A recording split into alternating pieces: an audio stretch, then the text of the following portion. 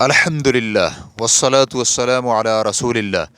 کیا حاجیوں پر روضہ رسول صلی اللہ علیہ وآلہ وسلم، بقیع، احد اور مسجد قباء کی زیارت لازم ہے؟ سوال کیا گیا ہے کیا حج کرنے والے مرد و خواتین دونوں پر روضہ رسول صلی اللہ علیہ وآلہ وسلم، بقیع، احد اور مسجد قباء کی زیارت کرنا لازم ہوتا ہے یا صرف مردوں پر لازم ہے؟ الجواب بعون اللہ سبحانہ وتعالی۔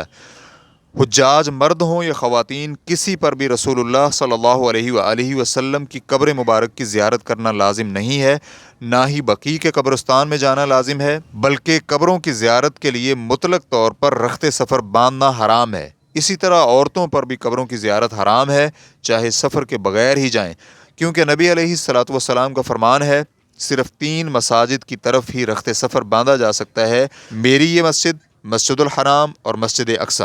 ریفرنس کے لیے دیکھیے بخاری اور مسلم۔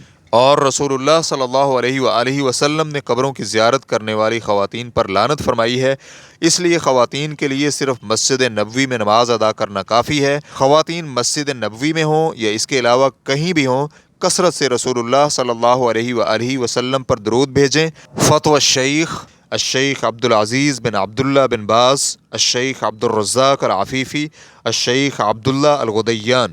ریفرنس کے لیے دیکھیے دائمی فتویٰ کمیٹی، جلد نمبر 11، صفحہ نمبر 362۔ واللہ تعالی اعلم۔ اسلام کیو اے ریکارڈنگز، مؤسسۃ الشیخ محمد صالح المنجد، المملکۃ العربیۃ السعودیہ، فتویٰ نمبر 1093332۔ والسلام علیکم ورحمۃ اللہ وبرکاتہ۔